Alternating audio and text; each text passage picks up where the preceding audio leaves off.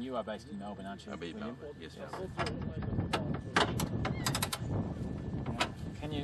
Can you tell me a little bit about the history of the company Alphaluja? Alphaluja itself, originally the Chinese company itself actually started back in about close to 2000 when the original engineers actually were trained by the Germans, where they were having about the electric vehicles at that time.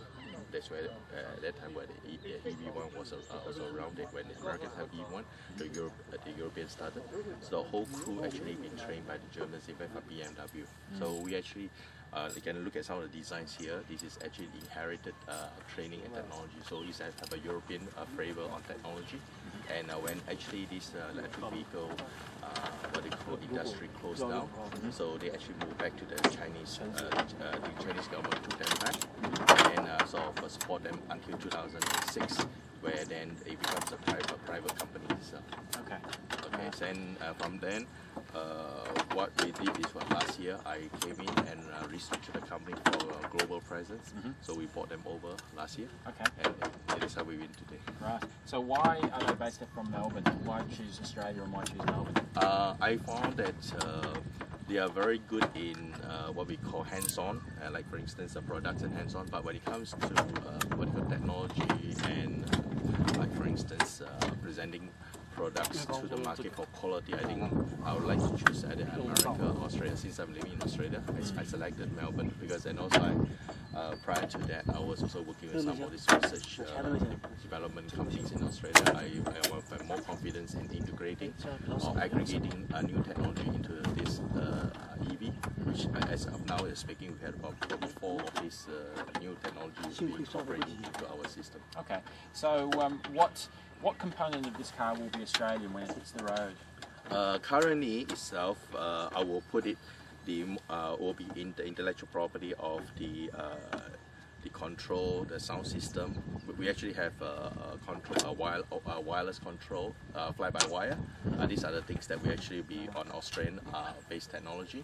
But the products are all manufactured in China. But through our own corporate structure, end of this year, as well got Philippe Azus from HGM, head designer. Our intention is that to have our own Australian electric vehicle. My intention was to have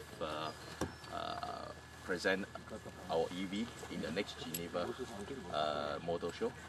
So at least be proud what something coming from Australia. And I think it is also good because currently this company that we have here, in fact, the next 2 days we actually announced in the US as the first electric vehicle from Australia listed on the US stock exchange. Right. So where in the world is this vehicle currently sold? So far we have sold to more than 50 countries. Basically they started back in from buses all the way down to trucks, and this was the 2000. My EV 118 is actually the 2007 model when we had the first conversion, and since then we actually have sold to more than 11 countries. In fact now 12, because we got another Russian country. We just got one more shipment for Russia this Friday. So of these style of cars or of different cars? Different. We have now basically I think we handle more than 25 models around China. Right. And also now we also have 2 local models that's built by us for this fiberglass. So we have built our own 2 fiberglass model in China that we're actually shipping to the farmers. All right. Do you have a model for how many cars you think you can sell in Australia? Australia is not going to be the biggest market because I think the constraint on Australia I look at is the tax benefits or tax grants. I'm more looking at exporting to overseas, but I think with the government support on this carbon credits and the carbon tax, or rather the system, I think it's just a matter of time, maybe a year or 2. I'm hoping that the government will actually introduce this. It's just happen like what you have on the solar panels, where they give them about a couple of grand, and that will help the consumer to make a decision. The reason they make a decision is that they have a slightly lower entry. I think most of this in the market will have this concept on the batteries. So we actually choose our own batteries as a silicon lead battery because It's slightly cheaper than lithium. Most of the vehicles that come with lithium batteries itself will actually cost about up to maybe 40% of the price of a comparable same grade vehicle. So our price is probably about 15% more. But even with that itself, we actually throw in much more. We actually give warranty for the batteries. That means what happens is any vehicle they buy from us around the world, we actually because we manufacture our own batteries, so we actually control the batteries. Okay. So when you talked before about exporting to other countries, do you mean exporting from China to other countries or exporting from Australia to other countries? We actually currently exporting from China to other countries. Yeah. But what I'm doing now here is I'm actually looking at a VIN in Australia. We're actually working to buy off existing operation in Australia, so workshop, so that we actually can grade up from the 100 units to unlimited assembly in Australia. So the reason I'm doing that is I have one advantage is that I can my inventory or the donor parts from China, which is actually very reasonable, and by the time it's assembled here, I think it's actually could gradually increase from probably about 25%, 30% in profit, or rather in Australian content, to up to about 55%. The intention, that's how we're looking at our own design. So our intention is to have a carbon fiber body. Yep. If we have a carbon fiber body, if you look at the whole car, it's almost like more than 55%. So I could call it an Australian car. Okay, so and you're talking about bringing the components to Australia and assembling the entire car in Melbourne. Yes. And how close to reality is that? Is that something that could happen next year or in 5 years? In fact, it's not next year. We already have been speaking to a couple of these local EV enthusiasts workshop, but our intention our intention is probably we set up a new one based on, because we have funding being raised in US, so we are able to even set up our own base, and I think it will be a challenge here because currently the price they're talking about 18,000 for the my EV 118, and this is 25. By us assembling here, we'll probably bring the cost down another 10%. Down 10%. Down 10%. Okay.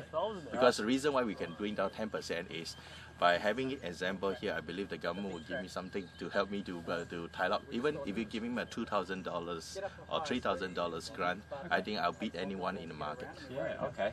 I would have thought that assembling in China and importing to Australia would be cheaper than assembling in Australia. But not exactly. I already say if we assemble in Australia now, based on this, yes, slightly more expensive. But once the carbon fiber body comes in, it will be different. It will be a different story. Okay. Because what happens is that most of the component itself will be challenged.